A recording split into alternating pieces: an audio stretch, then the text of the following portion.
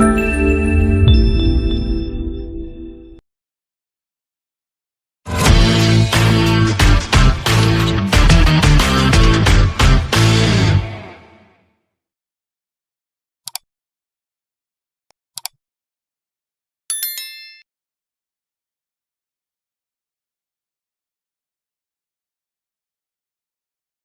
pemirsa, apa sebenarnya alasan Airlangga Hartarto mundur dari Ketua Umum Golkar? Untuk membahasnya sudah bergabung bersama kami Wakil Ketua Umum Partai Golkar, Nurdin Halid. Selamat malam Pak Nurdin, apa kabar? Selamat malam, alhamdulillah kabar baik. Assalamualaikum. Waalaikumsalam. Bang Nurdin, ini tadi dalam pernyataannya Pak Airlangga menyebut mundur demi menjaga keutuhan Partai Golkar. Apa maksud pernyataan ini? Jadi kalau sebenarnya saya termasuk orang yang kaget juga ya, tiba-tiba beliau mundurkan diri. Tapi kemudian setelah saya merenungkan, saya bisa memahami bahwa selama 7 tahun Pak Airlangga memimpin Partai Golkar dan termasuk Ketua Umum Golkar yang berhasil, dibuktikan dengan pemilu 2019, ini kita bisa 2024 itu bisa kita menaikkan suara Partai Golkar dengan signifikan. Kita mendapatkan kursi 103 di DPR RI. Kemudian kita juga ikut memberi kontribusi yang besar dalam memenangkan Pilpres Pak Prabowo dengan Gibran. Oleh karena itu, pengunduran diri tentu adalah alasan yang sangat pribadi, yang tentu alasannya hanya beliau yang tahu. Karena sekarang ini Golkar pada tahap yang sangat solid ya. Fasilitas Golkar di Indonesia itu tidak ada sama sekali pergesekan, tidak ada perbedaan yang membawa ke arah perpecahan, sehingga pengunduran diri beliau itu tentu alasannya sangat pribadi. Mungkin karena sudah 7 tahun memimpin Partai Golkar, selama ini hanya konsentrasi di Golkar, konsentrasi di pemerintahan, mungkin kurang mengurus keluarga, sehingga beliau sekarang ini hanya mau fokus pada proses pemerintahan dan pada keluarga. Kira-kira itu mungkin yang membuat beliau mundurkan diri.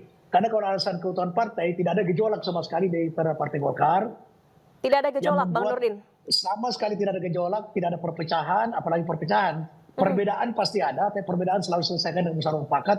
Setiap perbedaan Partai Golkar diselesaikan melalui rapat-rapat informal maupun rapat resmi di Partai Golkar, sehingga kita bisa solid sekali menghadapi pilkada yang akan datang, termasuk kemarin menghadapi pileg dan pilpres. Ini dibuktikan dengan capaian dihasilkan oleh Partai Golkar di 2024 ini. Termasuk sekarang kita merencanakan untuk memenangkan 60% daripada pilkada di seluruh Indonesia. Oke, Bang Nurdin, ini timingnya agak mendadak atau memang sebelumnya sudah pernah menjadi pembicaraan di internal Partai Golkar? Sebelum pileg memang ada beberapa segelintir kader Golkar yang menghendaki Munas dipercepat. Tapi itu adalah aspirasi daripada hanya segelintir sebagian kecil Partai Golkar yang tidak punya dasar filosofis, dasar ideologis, dasar yang faktual untuk melakukan Munas. Tapi kemudian setelah itu bersatu di dalam memenangkan Partai Golkar baik pileg maupun pilpres. Nah, kondisi itu sekarang berlanjut sampai hari ini, itu solid sekali Partai Golkar ini, tidak ada gejolak sama sekali. Sehingga pengunduran diri memang mengagetkan, tetapi tentu ada alasan yang sangat prinsip.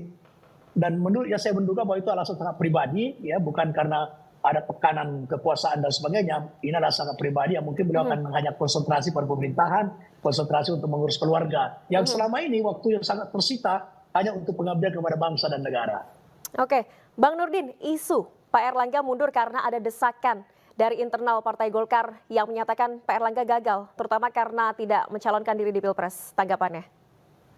Oh, itu dulu, itu tahun yang lalu memang ada, bukan gejolak ya, itu ada isu-isu bahwa Pak Airlangga termasuk gagal karena tidak berhasil menjadi calon presiden. Tapi kemudian setelah kita mencermati elektabilitas, kemauan rakyat, kehendak rakyat, bukan salah beliau kalau tidak mencalonkan diri sebetulnya. Karena bukan karena tidak ada koalisi partai. Golkar cukup dengan berkoalisi satu partai sudah bisa mencalonkan pilpres maupun apapun. Tapi beliau adalah seorang negarawan yang melihat realitas perpolitikan kita dan kondisi bangsa kita serta kehendak rakyat melalui survei, maka kemudian beliau tidak mencalonkan diri karena kondisi itu. Sehingga kita tidak bisa mengatakan bahwa beliau gagal karena tidak berhasil menjadi calon wakil presiden atau calon presiden. Nah, begitu. Baik, artinya ini sama sekali tidak ada desakan. Yang kemarin ini hanya isu atau tekanan? Tidak ada, sama sekali tidak ada desakan di internal. Yang dikatakan desakan itu apabila ada 2/3 DPD 1 yang menghendaki Munaslup. Kalau menghendaki Munaslup minta ketua umum mundur, itu sama sekali tidak ada satupun organisasi DPD 1 maupun DPD 2 yang minta Pak Erlangga mundur atau minta munaslup, itu sama sekali tidak ada. Nah, oleh karena itu, kalau ada yang 1-2 oknum, itu hal yang sangat biasa dan itu bukan berarti bahwa signifikan untuk mendesak Pak Erlangga mundur. Jadi saya jamin bahwa secara internal sama sekali tidak desakan kepada Pak Erlangga untuk mundur. Oke, Bang Nurdin, tapi ini kan timingnya sudah dekat sekali dengan pilkada. Apakah dengan mundurnya Pak Erlangga saat ini tidak akan menjadi gejolak begitu atau berpengaruh terhadap nama Partai Golkar? Golkar itu sudah terbiasa bisa menyelesaikan berbagai hal yang berkaitan dengan baik itu konflik. Kita sudah pernah berkonflik di tahun 2014 yang lalu, ya, kemudian bisa kita selesaikan dengan cara yang sangat elegan dengan musyawarah mufakat.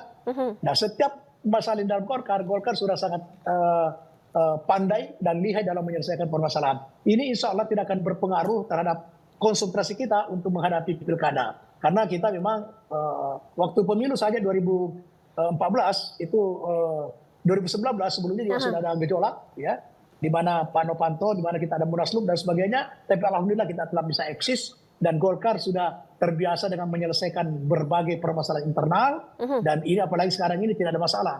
Hanya Pak Erlangga mundur, jadi kita harus munaslup. Nah, munaslup mekanismenya adalah tentu kita harus rapat pleno untuk menentukan PLT Ketua Umum. Setelah itu PLT Ketua Umum tugasnya adalah mempersiapkan Munas, didahului dengan Rapimnas.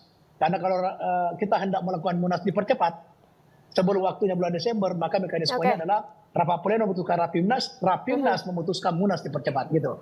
Oke, kandidat kuatnya siapa, Bang Nurdin? Isunya yang paling kuat Agus Gumiwang, boleh dibocorkan? Memang Agus Gumiwang adalah salah satu wakil ketua umum yang potensial dan memiliki ruang, peluang, serta kesempatan dan memiliki kapabilitas, ya.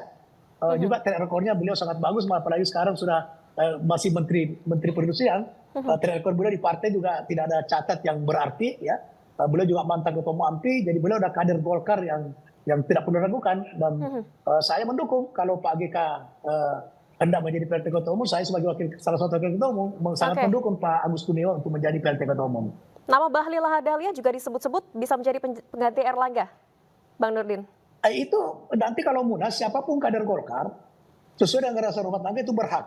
Pak Bahlil termasuk kader Golkar, ya, karena beliau setahu saya tidak pernah mengundurkan diri dari Partai Golkar.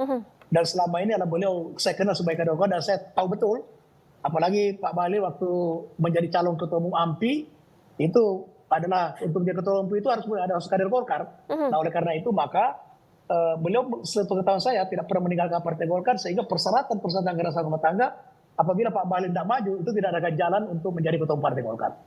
Paling cepat kapan bisa diputuskan pengganti dari Erlangga Hartarto ini, Bang Nurdin? Itu melalui Munas, jadi nanti rapat pleno mungkin hari Selasa kita rapat pleno menentukan dulu ketua umum, PLT ketua umum. Setelah itu PLT ketua umum harus mempersiapkan pelaksanaan Munas melalui rapat pleno. Nah, mungkin pada saat hari Selasa juga kita menentukan rapat pleno untuk menentukan kapan Rapimnas baru Munas. Karena tidak boleh kita Munas sebelum Rapimnas. Karena Rapimnas yang harus mengambil keputusan tentang pelaksanaan Munas dipercepat. Tapi kalau rapat pleno memutuskan Munasnya tetap nanti pada jadwal bulan Desember, maka tidak perlu Rapimnas. Karena itu sesuai dengan jadwal.